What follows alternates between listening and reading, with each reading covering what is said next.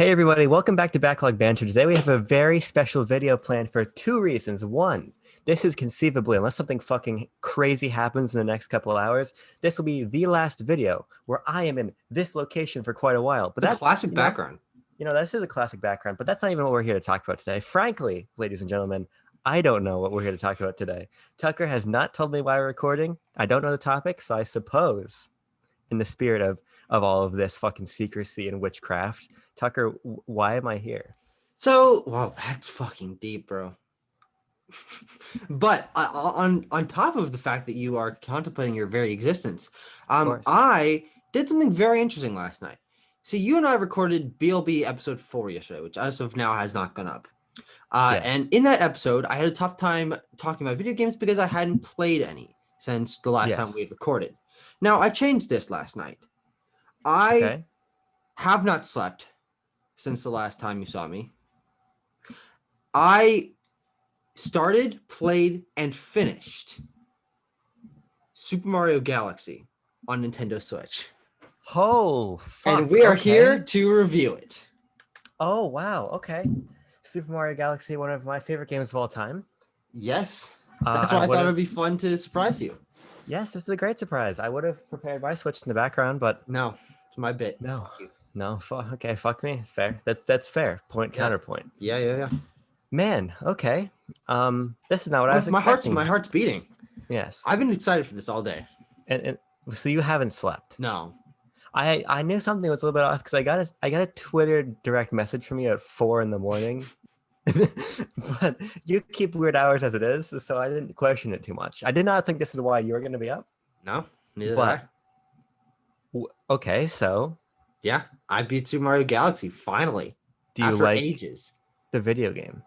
I do. I really do enjoy that video game. I have my qualms, however. Okay. They're not hugely major, and they mostly boil down to my personal experience and the fact that I've been playing a lot of Mario recently. But Sure. I'm just excited to talk about this game because I've been pretty out of the loop with it, and I've told this story to you plenty of times, but I'm not sure if the audience is super familiar with it. Super Mario Galaxy is a game that I didn't grow up with. I don't even remember my friends playing it when I grew up, but I own the game, and I own its sequel. I actually have both of them right here. One of these is Wonderful 101, but the other one's Super Mario Galaxy 2. Right? The spiritual successor to Yes. Super Mario Galaxy 2, the Wonderful 101. So you know what I'm saying. But Yes. I have started and played Super Mario Galaxy probably 6 times in my life and played the first 3 worlds. Just never clicked. Just never was able to push through. Just sort of gave up and moved on to something else. That changed last night, clearly. But no, yeah, I finished it, and I'm glad to have it under my belt. Okay.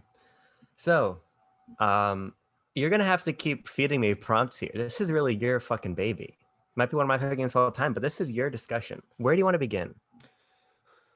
Well, I have my notes. I took my fucking notes. Of course you have notes. You're a fucking meticulous note taker. Yeah. Meticulous.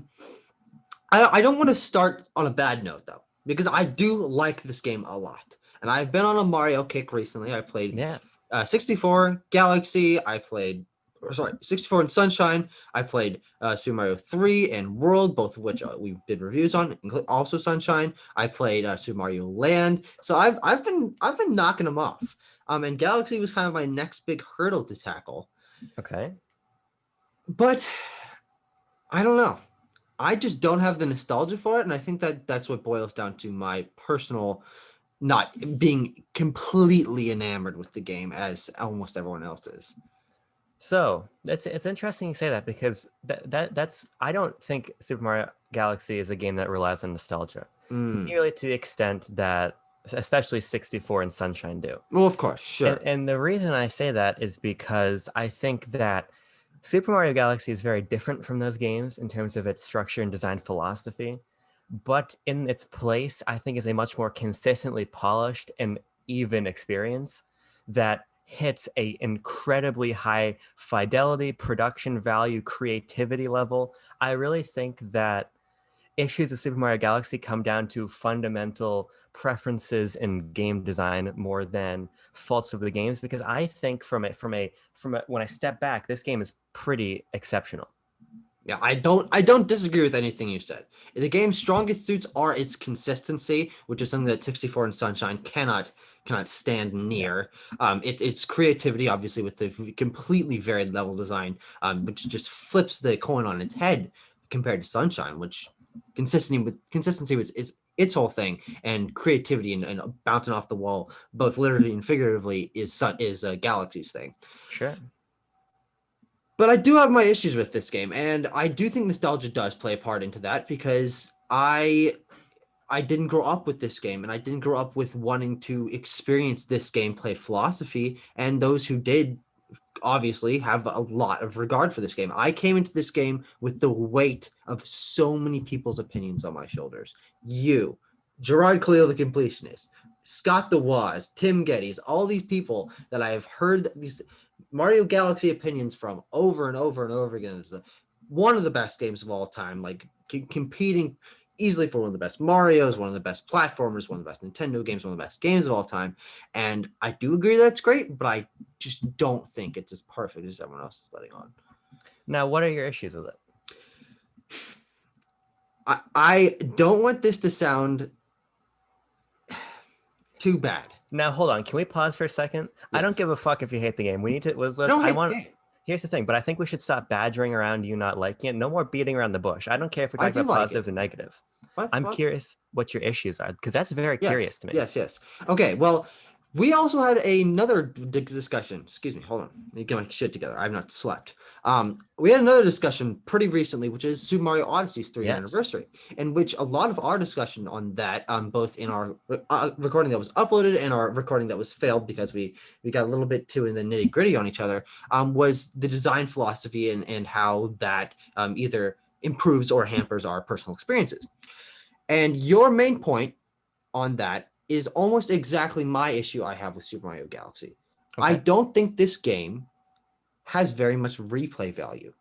Okay. I was genuinely bored and frustrated with playing these first 3 domes, whatever, again, because I've played them, as I said, 6 times.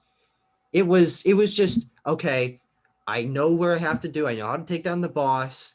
The path is always the same. There's no creativity in how you can tackle things. A lot of the game, once you know what to expect, boils down to you just finding the next sling star to go through, watching the animation where you can pick up the star bits but not do much else, and the control is taken away from you a lot of the time.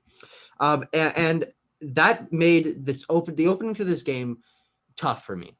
I played it that last night at probably about 8. And I just had to put it down because I was like, I'm not in the right mindset for this game. And then I came back at 3 a.m. Sure. I pushed through those last few levels that I already played again. And when I got to the levels that I had not experienced before, the game became incredibly fresh for me. And I was excited to see what was around every new corner. But I do think that there is an issue, at least from my perspective and my gameplay philosophy, and obviously how yours was with Odyssey, that the linear high production value, designed, like what you said last time or in the Odyssey discussion, is that you like having Nintendo lead you through a designed course, and I just don't think that inherently has much replay value if you just know what to expect every time and don't have a lot of freedom in how you tackle it.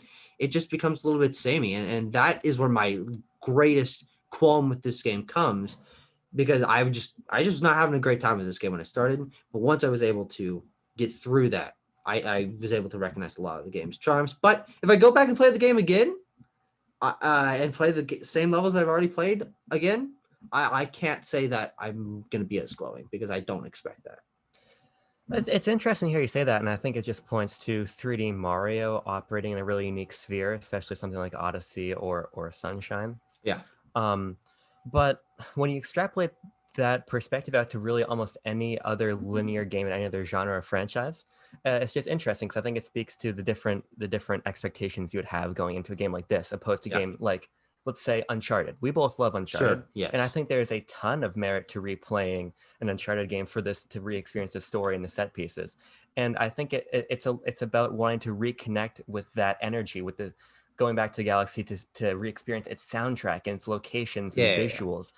And feeling familiar with the gameplay, that's to be expected, right? you don't go back and play Mario 3 and have a wildly different experience, Yeah. keeping the realm of Mario. Same with Uncharted, same with almost any other linear adventure. Of course. So Yeah.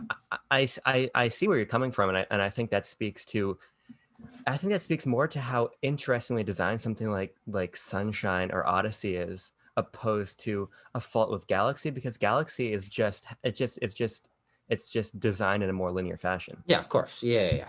And I do recognize the merits of that. As I said, those levels that I was getting to that I honestly, for a lot of them, didn't know they existed. Like I hadn't seen those things before. And I was excited to see what every time I popped open a new little floating box on the map and a new galaxy showed up, I'm like, oh, hey, could be something I've never seen before. And I think that creativity drove me to complete the game in essentially 2 sittings. Without sleeping. I played, I think, almost 10 hours, 9 hours, 45 minutes of it. So I've played a good amount of it in the last 12 hours or so. But I have a lot of things to compliment this game on. Most of my points on this game are great positives. So but I do want you, why don't you throw out a point about this game that you like to discuss? The success of Galaxy beyond anything else is the way that it is able to feel as innovative but always accessible and intuitive to the player. And what I mean by that is that the gravity mechanic so fundamentally breaks what it should break the player's brain. Because you're jumping. It broke Tanner's brain while he's watching me. Right. He told me that he thinks you would throw up if you played that game.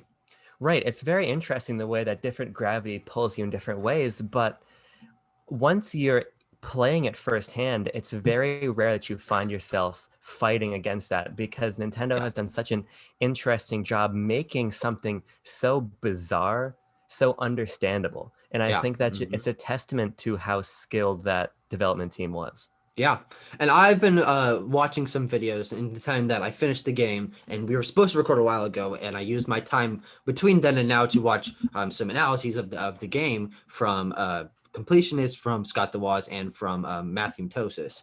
All these, just a lot of level design stuff, a lot of game design philosophy, and a lot of nostalgia, especially on Gerard's part. But a lot of the things that they were talking about in the level design is how intuitive and it pushes, the level design pushes the player to discover new things in a really natural way, even though you're on things that don't make any sense. And I think that you're completely right in how fantastically designed this is, and it becomes so accessible, even though it is pretty mind-breaking. Yeah. I think it also just speaks to the fact that while the game is very linear, it feels a lot more freeing than something like a 3D Land or World does. Sure.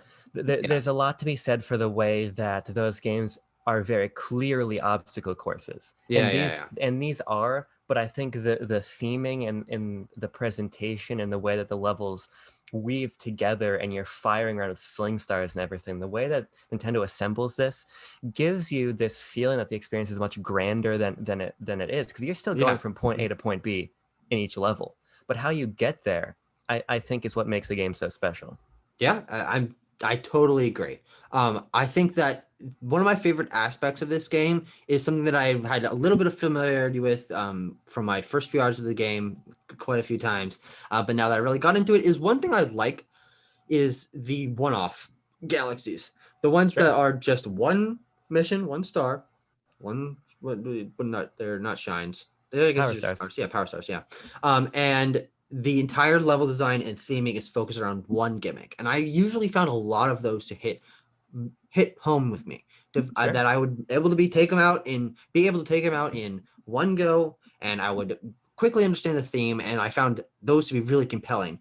When it came to something like Honey Hive Galaxy, which is great, or my personal favorite, which is Gusty Garden, not only because of the music, but because of how it weaves together 3 different kinds of gameplay in its 3 different main missions. I think the fruit area where you're guiding the worm through the fruit is probably one of the coolest platforming levels I've ever experienced. And hold on, I lost my train of thought, but I do agree with what you were saying on the points of the level design. Yeah. And I think that that's what makes the game the most special. But at the same time, I think that the game's level design is also helped by its mechanics. Yeah. And the mechanics in Galaxy are interesting, especially playing in the 3D All-Stars collection, where you can see the way Mario controls and the way that changes as you move through the games. This game is a lot more reductive in terms of Mario's moveset, in terms of options. And in the context of this game, it works very well because what it does is it grounds you more in the context of the experience, and it makes you, and this is, I think, part of why you didn't connect with this style as much, as it makes you engage with the levels the way Nintendo wants you to. Yeah. And I think that's what makes it so curated. I think curated is a great word for this game, because when you go back, when I play Odyssey, I am fucking breaking that game. Yeah. I'm just breaking it the way that I'm sequence breaking to get around. Same with even Sunshine. There are shines like Sunshine or 64, but Sunshine in particular, playing through it for the first time to completion this year, is like, I don't have the first fucking idea how I was supposed to get that shine, but I know how I did it. In this game, there's a sense that Nintendo has such a mastery over design that they're able to sculpt these levels for you, and they know how you're going to get through them, but you're not going to feel as though you're being oppressed by the design. And I think that's also why this game is so special. Yeah. And I think that two things based on what you just said. One of my personal negative points is how stripped back Mario's moveset is in comparison to 64 and Sunshine. I did feel like I had a lot greater degree of control in this. Of course, they did have to tone it down because the focus is on the hold on, Becky's calling me. I need a hand. Oh, sorry. But is on the gravity mechanics, and of course you can't have the craziness that those games had in there. But I do think that my personal qualms with the moveset being simplified is boosted and kind of fixed in some ways by the fact that I think that this is one of the best implementations of power-ups in any Mario game personally. Okay. I think that all of the new power-ups are fantastic. I even like the spring one. I know people don't like Spring Mario, but I think it's great. And I think that they show up just enough to make them feel special. And they are integrated in really special ways, and they all feel very empowering, except the Fire Flower is a little bit underwhelming, but I think that all of the new ones especially just bring such a new level of interactivity to the levels and to expansion of Mario's moveset and cohesion with the world around them. I just think they're really, really nice. I think the power-ups is one of the few areas in Galaxy I'm not sold on. I think you're really right about how they interface incredibly well with the levels that they're designed for. Yeah. But I think that they end up feeling a little bit too situational, and because of that, for me, feel a bit too gimmicky. Sure. And I think a sign of a good power-up in a Mario game is how organic it feels and how versatile it is. Which is why I've always taken issue with something like the frog suit. I think situational Mario power-ups have never quite worked. In this context where the level is so carefully sculpted around them and you lose it when you leave, it makes a little bit more sense. Sure, but on the whole, I find myself viewing them more as a level gimmick opposed to a more substantive power-up, even if it's fucking awesome getting the ice flower and frozoning my way across the fucking lake. There's cool stuff, but they feel superfluous to me. I mean, that's just a matter of opinion on how power-ups work, but I do understand what you're saying. There was one thing I want to say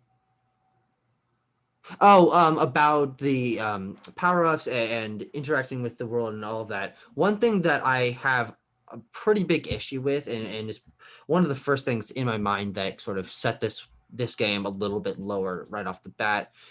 Actually, this doesn't really have anything to do with power-ups, but I don't think Rosalina's observatory, the Comet Observatory, is a very good hub world. I just think it's pretty empty. It feels like it takes a little bit too long to get from area to area. I mean, it's pretty, and I love the music, and I think the concept is cool, but in comparison to Peach's Castle or Delfino Plaza, it's just nothing. The secrets are there, but barely, and they're just usually all one-up. And that was just a little bit disappointing to me, and maybe it's unfair to put them in direct comparison to two of the greatest hub worlds in video game history, but I think that coming off of those, Comet Observatory is just, it feels disconnected from the rest of the game in a way that Peach's Castle and Delfino Plaza really didn't. I would have much preferred a set of planetoids for you to explore that was sort of like a hub area, or a more consistent spaceship that was, because as it stands, it's kind of just a patchwork of things, and that really doesn't vibe with me, especially because a lot of it doesn't make any sense, right? Like, even in the context of a Mario game, why is the kitchen on a pillar? Why is the fountain floating in a thing that you have to travel through a beam of light to get to? If it had been like a designed spaceship and more thematically consistent, I think I would have been a little bit more forgiving of it being empty. But I didn't like the theming much, and I didn't like it in comparison. So I don't know. That's just a disappointment for me. Aesthetically, I do like it, but it's an enormous step back from the last two hub areas. And the greatest secret of the Comet Observatory is that it's basically a cumbersome map. Yeah. Mm-hmm. Especially because once you get into any of the domes and you grab onto the pole star, you're just selecting from a world map, essentially. Mm-hmm. Yeah. So I really like the idea of the Comet Observatory. I like the idea that Rosalina and the Lumas live here, and they've got all these different places. Yeah, and of course the ambiance is great. But you're spot on in that. I think, and I am a Starship Mario fan, which I know a lot of people don't like. But I think that the Starship Mario is almost exactly what you're saying. Yeah. And what's fun about that is it unfolds and becomes more complex the more levels you complete and the more people come to your starship. That sounds great. You don't get that as much here. Yeah. There are teases of it. Like sure. Things light up and the music comes in and little characters just be sprinkled around, but they don't really add a ton. Yeah, like Captain Toad and the Toad Brigade will come in and things like that, but it feels empty. It feels cursory, and I think that it doesn't feel particularly fun to explore because it feels disconnected. Yeah. Even if again, well, you'll see when you get to Starship Mario. You'll see. Yeah. And I do plan to play Galaxy 2 relatively soon. I don't think that going straight off of the back is a great idea, but sometime soon. But one thing I'm gonna go off something that disappointed me to something that really didn't, is while the levels themselves don't have a lot of freedom, I think the degree of freedom the player is given in how they want to, in the order they want to tackle the levels, is just absolutely fantastic. I mean, I discovered at about 3/4 of the way through the game that I had already collected enough stars to almost completely skip the 5th dome. Because I had collected enough, and just after I unlocked the 5th one, I got the 6th one. So I was like, oh, okay, do I even need to go to that? And I wanted to go to each one and see what the new worlds were and how the game evolved consistently like that. But I really like the fact that as long as you get a certain amount of stars, you can do whatever the hell you want. And I think that's really empowering, especially because I was relatively disappointed by its linearity. The fact that the linear sections can be tackled in almost any order, I think is very cool. Yeah, it's a lot more free than the past two games. Even Peach's Castle, at a certain point, you got to hit a lot of things to make your way through the castle, and especially the episode structure in Sunshine is so stifling. Mm-hmm. In the freedom of this, I think is not only great for the player, but it's a testament to how confident Nintendo was that everything they had is so creative and fun that you can hit it in any order, as much or as little as you want, and you're going to have a great experience. I don't feel like they need to make sure you check off a list of big set pieces, because every galaxy is a set piece. Yeah, of course. That is incredibly impressive, and I'm kudos to you, Nintendo. Another thing that I really enjoyed was how they implemented doling out new side content, quote unquote, for you to get access to. The comets show up pretty early on, which I think is a really cool way to sort of spin earlier levels. The ones that I did play, I found to be pretty fun versions of those challenges. None of them were particularly long, but I think it just gave me a cool incentive to want to go back to a couple of the earlier levels. I think that the Finding Luigi thing is a little bit gimmicky at first, but I think that it adds a little bit of another reason to want to go back. And also the fact that some levels you can just find extra stars while you're on a section to another thing, and it'll just be like, okay, you got this other star. you're gonna have to go back and get the other one. But there was the option, and I didn't even know that for a lot of things, and I ended up finding them on Action. I think that that's really cool. I mean, so many different kinds of levels are interwoven with one another that it really feels like anything could show up in any moment. And I think that that also helps my personal degree of freedom that I was looking for. Yeah, for sure. I think the last major thing I want to hit on is the way that this game has a scope to it that few Nintendo games do. Sure. And I'm speaking largely from a presentational standpoint. From the opening cutscene, there's a sense that this game feels important and that Nintendo feels confident in the story they're telling. It might boil down to Bowser kidnaps Peach, sure, but how sweeping the music is and the way that the story unfolds, I think, is an excellent marriage of Nintendo's gameplay first philosophy, story second, with the sort of grandeur that telling a simple story in this context deserves and elevates it beyond just rescuing Peach again. Yeah. I really, really like, of course, you got to talk about the music. You got to talk about how great the game is visually, but it's that sense of confidence that this is definitive and that this story has weight. It really elevates the game as a whole, I think. So a couple things based on that. The reason I didn't bring up the visual or the music earlier is because, in my opinion, that goes without fucking saying. I mean, this game looks incredible in HD 1080. I think 30 on the good old fashioned Super Mario 3D All Stars collection for Nintendo Switch. That one is 60. The other two are 30. Okay, that's what was just caught my brain. But regardless, it looks fantastic. Yeah. This is, regardless of my personal opinions on it before or now, one of the greatest game soundtracks of all time. I will never deny that. Galaxy Guard Galaxy, even before I got into it, was one of my favorite video game songs of all time, which is just a testament to how quality the soundtrack is. But I do think that personally, the story was one of my middling points. I don't feel the grandeur. The grandeur just feels like, okay, it's in space, so it's gonna be important. It's on a larger scale, so it's more impactful. I think that the storybook storytelling with Rosalina is fine, but it's so simplistic that I just ended up like turning off my brain and clicking through. Okay, I can predict what's going to happen. It's every children's book I've ever read, and the whole ending and everything. There wasn't enough really story beats to make me feel like there was a lot of scope. Of course, the game itself has a lot of scope. Traveling through the galaxy, going from world to world, using the launch stars to go on these long things with where you can see the depth of space around you. I think that's really impressive. But the story, I just feel like it's a little bit superfluous in its grandeur. I don't know. I just wish it had been a little more engaging. I really was not a fan of the story very much. But it's a Mario game. That's not a huge knock against the game because the focus is the gameplay. But no, I don't agree with the story. Well, I think so much of the story is the gameplay. Mario is not a narrative experience, and people thinking that you should shoehorn narrative into Mario is projecting and misreading how Nintendo designs these games. Yeah. It's the experience of flying around and seeing the different systems that makes the story special. And it's starting out and watching actual cutscenes unfold. It's more than just fucking Bowser grabs Peach and they run off. You see the castle lifted up, and there's the ceremony, and it understands that the story is never going to be important. So what we're going to do is we're going to present that simple story in a way that makes sense in the context of this sort of experience. Sure. And elevate it in key ways while never taking the focus away. And to the storybook point, I have never read Rosalina's storybook. Oh, interesting. Okay. And I don't care.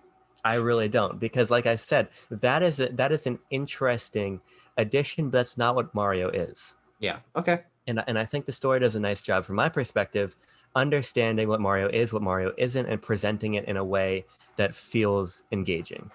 Sure. No, I totally understand. I think it boils down to the fact that I honestly think a lot of my disappointment in this game comes with the fact that I carried so much opinionated weight on my shoulders coming in. Unfortunately, expecting a game to completely blow me away in a way that I don't think is necessarily fair to put on any game, and I just wasn't blown away by certain aspects of it. And while they're still very high quality and they I enjoy them a lot. I think the fact that it didn't blow me away hampers my experience in certain ways. That might not necessarily be fair. It was unfortunately the experience I had, and I'm not gonna lie about my experience to make it seem like I'm better. But fuck, this is a good video game. I'm glad I played it. I this has been on my bucket list for a long time. I am enjoying going through the Mario series. I think that watching it grow as I have through the different games and recognizing tropes that they have reused or repurposed from older games and spun them in different ways, I think is very cool. And I don't like saying it, but I think this is a good way to experience all those games. This is the first way I played all 3 of these games to completion, and it worked great. The Switch versions of all of these, I think, are very, very good. They aren't upgraded, but they are probably some of the best ways to play those games. I don't think there's bad ways to play any of those games, but I do think that the Switch port of Galaxy with its centering using the R button and using the gyro for the cursor, I think can get a little wonky at times, but it's the best they could work with, and I think it did work in most situations. But no, yeah, I do like Super Mario Galaxy a lot. It is an 8 out of 10 for me. It is a very good game that I just personally do not connect to on that next level that everyone else does, but I have a huge amount of respect for it. Everything that Nintendo did. I enjoy a lot of the aspects it had, just a few things holding it back for me personally. But yeah, no. Glad I got through it. It was worth the not sleeping. So, okay, so let's end this with the big question. What's the ranking? Odyssey, Sunshine, Galaxy, 64, 3D World, as I played so far.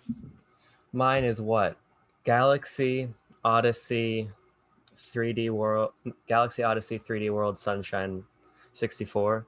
And then, I don't know, 3D Land and Galaxy 2, I haven't played in a long time. Okay, yeah. And those are ones that I haven't played. So I just need to get through those. I do want to play them at some point. I think that, also, I do think that it's a testament to the quality of all of these games that your ranking is just as valid as mine, and 3D World being at the bottom of mine and 64 being at the bottom of yours doesn't mean that either of us think those are bad games. Those are both fantastic fucking games. No, it just when are we gonna review 64? We can fucking do that. Let's do it. I gotta play more first. Okay, all right. But all right, let me rephrase. 3D World being at the bottom of my list doesn't mean that I dislike that game in any stretch of the imagination. I'm very excited to maybe replay it when it comes to Switch early next year. I don't know if I want to drop 60 bones on that, but I might just replay it on the Wii U and finally push my way through that at some point. But yes. No, you're going to buy it on Switch, and we are going to play it multiplayer online and stream the entire fucking game. That's not a great idea, but I appreciate we could do that in 3 live streams. We could play that whole game. All right. I'll defer to you on that one. But thank you for joining me for the surprise episode of Backlog Banter. Yeah. I was so excited to record this, and I think we had a very good discussion. Honestly, this is probably one of our more nitty-gritty discussions that didn't fucking go to the toilet, which is good. Good discussion. I agree. Good game, good discussion. My lips are fucking dry, bro. You need to sleep. That's what you need to do. All right. See you guys in another video. Goodbye. Are we discussing the Mass Effect rumors? Is that what we're talking about? Oh. That's what I came prepared for. Great. Well, that's going to be tough because we're not talking about that. All right, did you just want to start it? Or no, I'm going to start it. Actually, no, it might be fun for you to start it. Yeah, I'll do the intro. For a video you don't know what to talk about? Yeah. Okay, great. All right. I'll see if I can salvage it when you inevitably don't know what you're talking about because you don't know the topic.